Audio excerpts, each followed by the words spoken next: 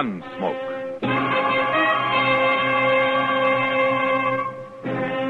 Around Dodge City and in the territory on West, there's just one way to handle the killers and the spoilers, and that's with a U.S. Marshal and the smell of gun smoke.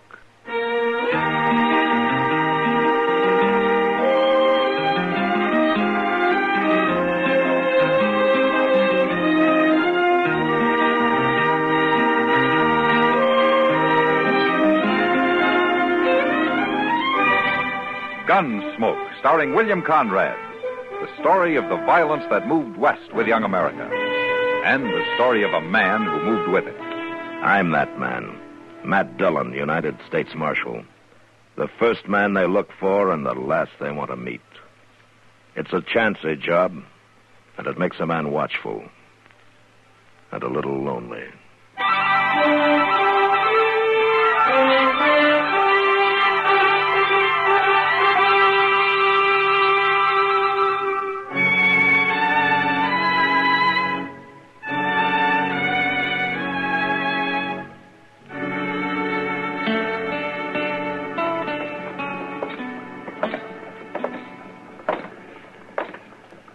You know, Mr. Dillon, it's pretty doggone funny when you stop to think about it. What is, Chester?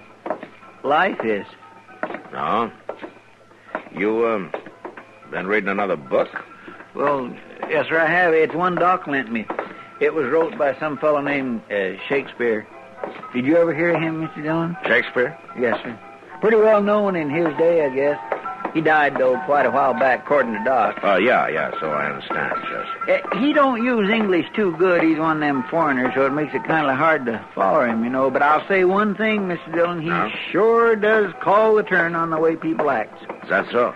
Why, the things that was going on over there in Europe and all them cities in the olden days, it's just the same as what modern folks are doing here in Dodge right now. You don't say. Why, they were scheming and plotting and lying to one another just the same as now. Well, then at least things aren't getting any worse, huh? Every time a person turned around, somebody was killing somebody, seemed like. Used swords and knives, mostly. It appears they didn't have no guns to speak of back then. Stay out! Wait a minute, Don't come Chester. back here again unless you're sober. Well, that's Buck Weber, Mr. Dillon. Yeah. Come on. Back here.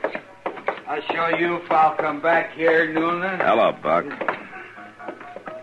Marshal? What seems to be the trouble? No trouble, Marshal. No trouble at all. No? If Sam Noonan was to throw me out of the Long Branch, I'd call it trouble. He didn't have no cause to. Well, he must have thought he did. Sam's a pretty fair man, ordinarily. I wasn't doing nothing. I just wanted to see Rancy was all. Rancy? What's she doing in there? She's working. What do you think a woman would be doing in there? Your wife's working on the Long Branch? 3 days ago, she took some of her things and come into town. She said she was leaving the farm. She was leaving me. Wouldn't come back no more. Oh, Buck, you know how a woman is. She'll say a lot of things when she's mad. Now, Rancy, she ain't like that. She meant it, Marshal.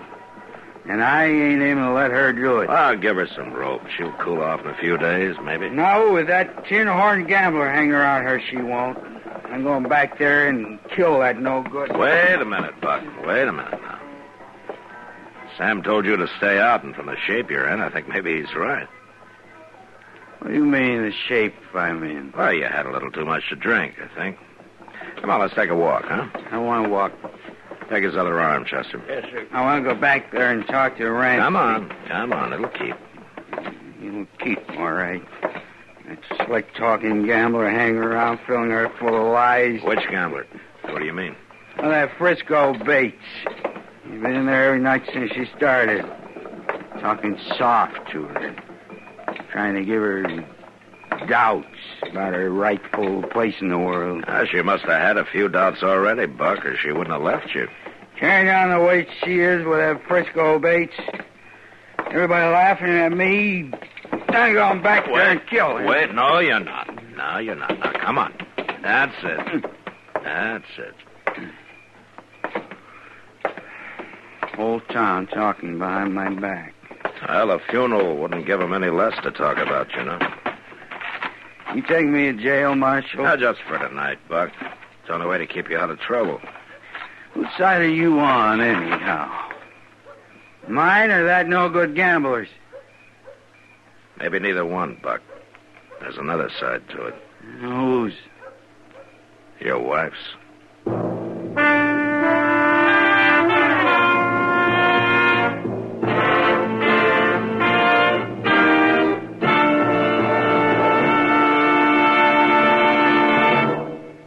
Do you think you should leave politics to the politicians?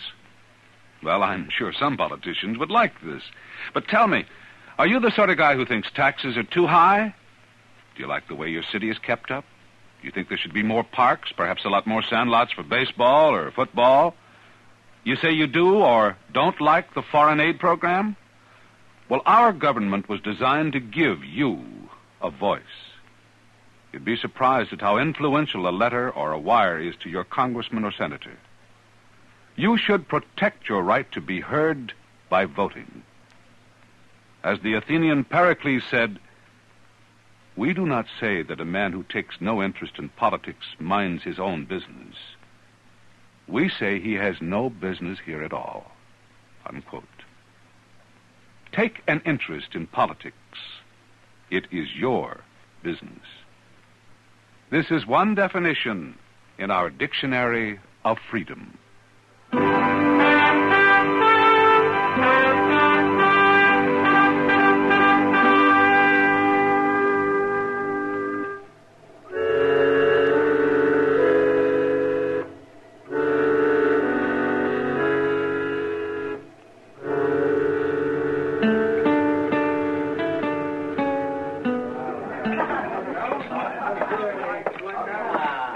Good to see you, man. Hello, Kitty. Thought you might be going to pass us up this evening. It's hard to break the habit. Kitty, Yeah. I understand Rancy Weber's working here now. That's right, Matt. She started 3 nights ago. Is she around? She'll be back in a minute. Right now, she's crying. Oh? Yeah, her husband came in drunk and mad a while ago and started abusing her. Yeah, I know. I just locked him up for the night. I'm glad you did, Matt. Buck Weber could be real mean if he got started. I'm afraid he's already started, Kitty. What about this Frisco Bates? Oh, so that's it. I told Rancy the talk would get around. Anything to it?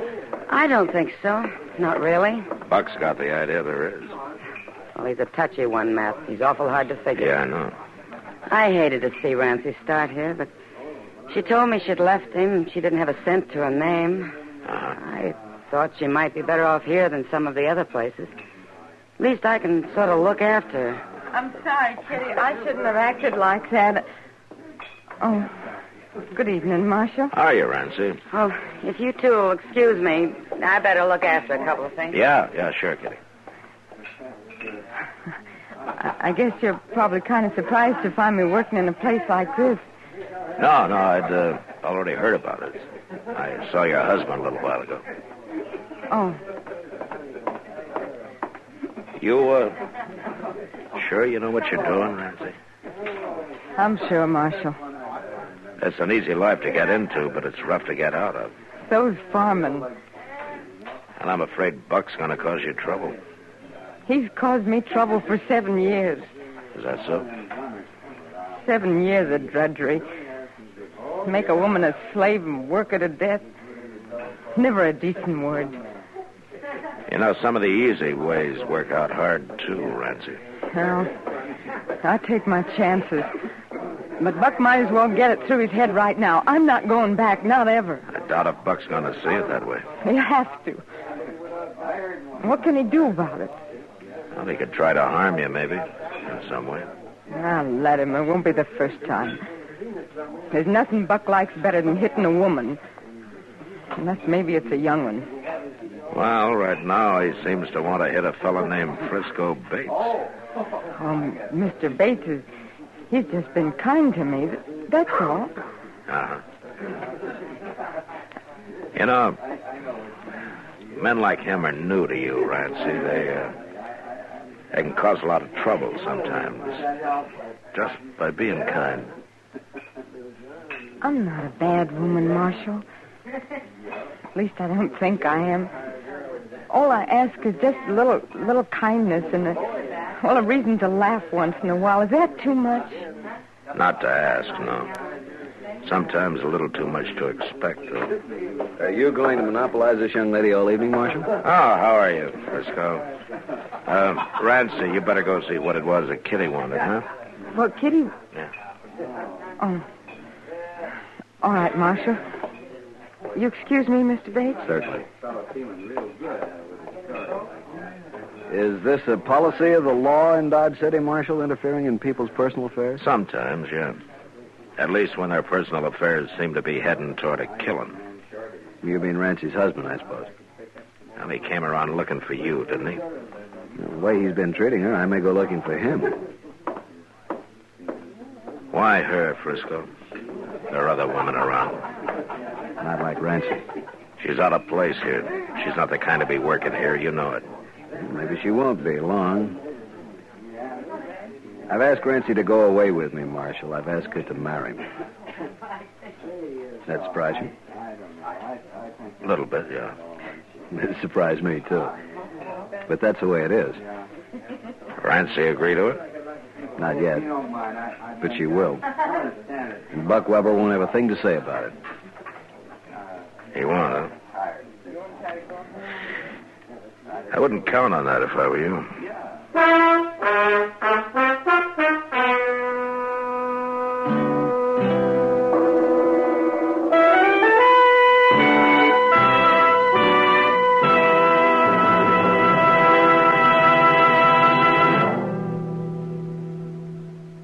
Many a child has been warned by his parents that if he digs too deep a hole in the flower bed, he's liable to fall through to China. Well, apparently this little tale had its origin in our American folklore many years ago. And it all started when Captain Wentworth bumped into the great Sam Patch in the middle of the China Seas. The captain said, "Why, Sam, how did you get here? I thought you were drowned near the Canadian border." Sam replied, "I didn't get here at all. I dove right through. In that there Niagara dive, I went so deep, I thought it was just as short to come up the other side. So I came out here in the China Seas. Now you just turn your ship around and I'll race you back to Boston. And if I don't beat you, then my name's not Sam Patch." Folklore belongs to every nation's legendary past, and I guess we Americans have our share of some tall tales.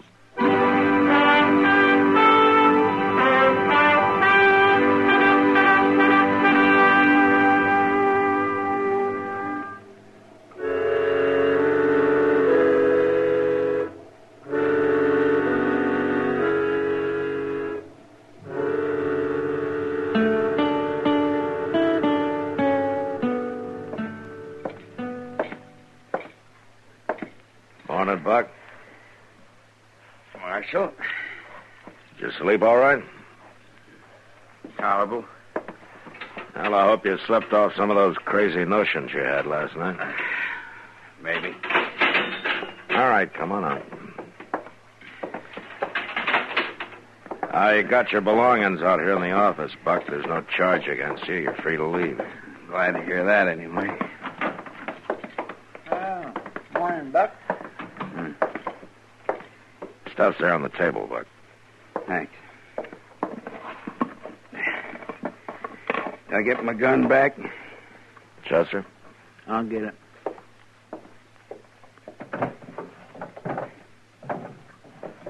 There you are, Buck. What are your plans? Well, I reckon I better ride back out home, take care of the chores. Stock's used to being fed a couple hours earlier than this. Not what I meant, Buck. What about Rancy?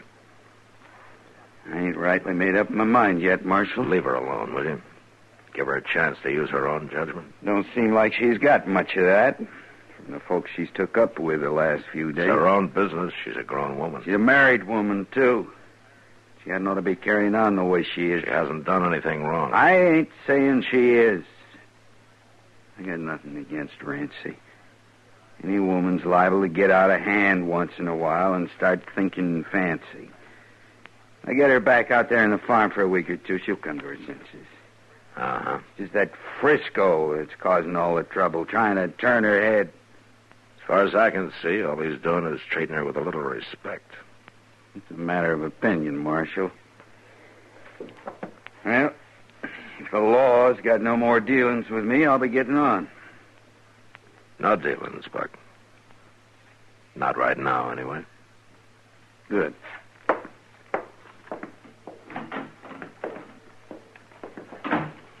That fellow was born under a bad star, Mr. Dillon. Yeah, you may be right, Chester. He lives mad and he's going to die mad. You just wait. That's about all I can do, Chester.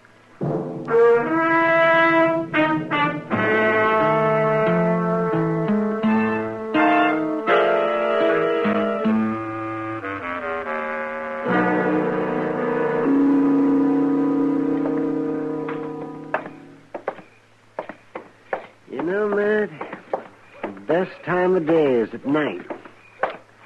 I always look forward to it. Oh, why so, Doc?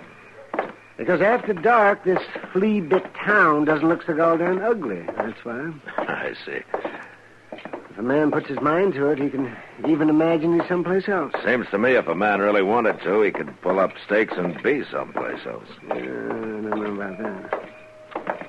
A couple of years out on this blasted prairie leaves a man uncivilized for the rest of his life. Doc, you were born uncivilized. Oh, in medical school, I was regarded as a lad of culture and refinement. Medical school? I always thought you had veterinary training. I'd have been better off if I had. There's more animals around here than people. And that's not counting the people that are animals. Or just the same as, anyway. Oh, they're improving a little bit year by year. Oh, yeah, sure, they're improving. They're all for themselves, and the devil take the hindmost. That's what. Human nature doesn't change, Matt. Well, that's what Chester thinks.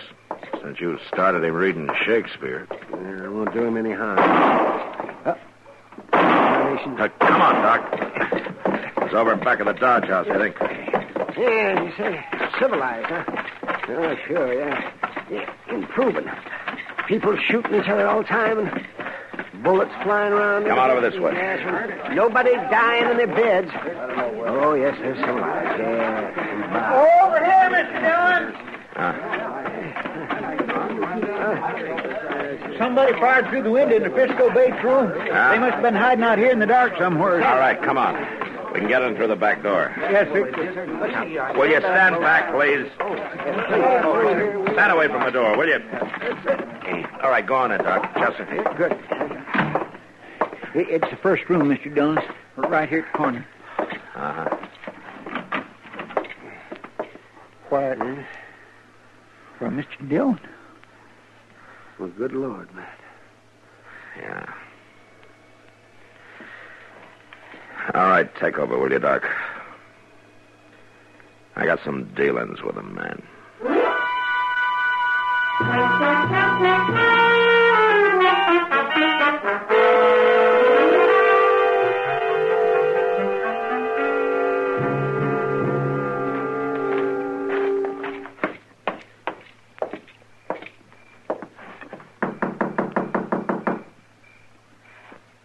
I don't hear nobody inside, Mr. There's Dillon. one way to find out. All right, hold it, Buck. Why, Marshal, I thought I heard somebody knock. You did. Been doing some shooting, huh? No, I was just cleaning my gun.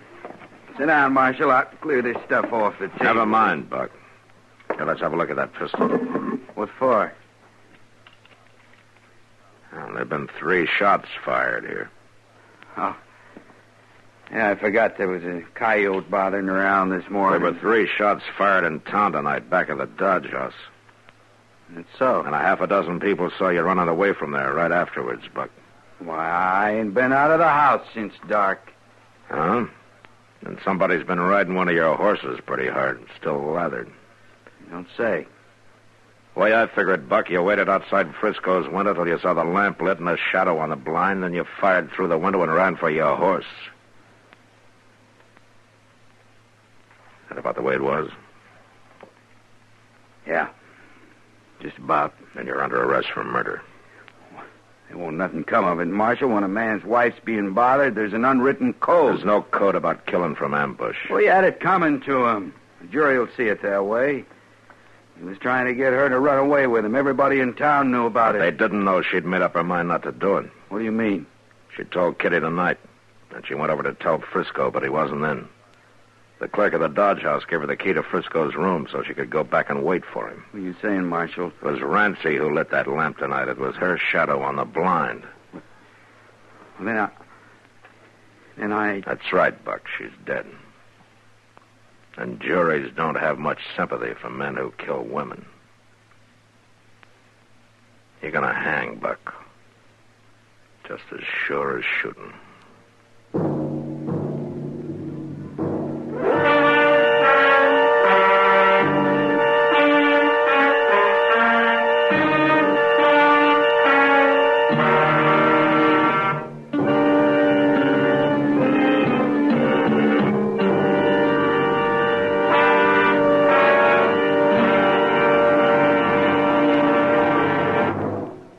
How well do you know the history of your Marine Corps? For example, did you know that the Marines were the first American troops to be decorated with the Fourragère, one of France's highest decorations of honor? In June 1918, the German army was in possession of Belleau Wood, a highly strategic point on the way to Paris, and unless the wood was secured by the Allies, Paris would soon fall. 2 regiments of the American 2nd Division, the 5th and 6th Marines, were deployed to the south of Belleau Wood and ordered to drive the German troops back.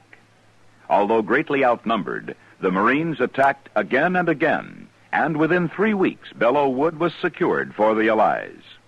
After Belleau Wood, the Marines continued their valiant fight, and to them, the grateful French government awarded the Croix de Guerre with 2 palms and a gold star, and the first American troops to be so honored, the Fourragère.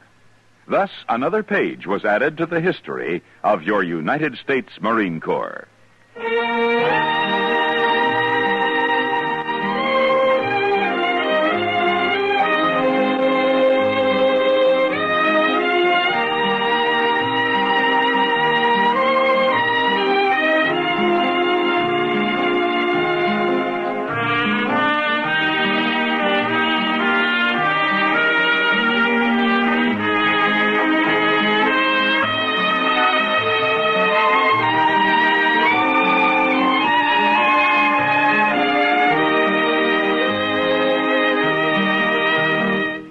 Gunsmoke, produced and directed by Norman MacDonald, stars William Conrad as Matt Dillon, U.S. Marshal. Featured in the cast were Parley Bear as Chester, Howard McNear as Doc, and Georgia Ellis as Kitty. George Walsh speaking. Join us again next week for another specially transcribed story on Gunsmoke. This is the United States Armed Forces Radio and Television Service.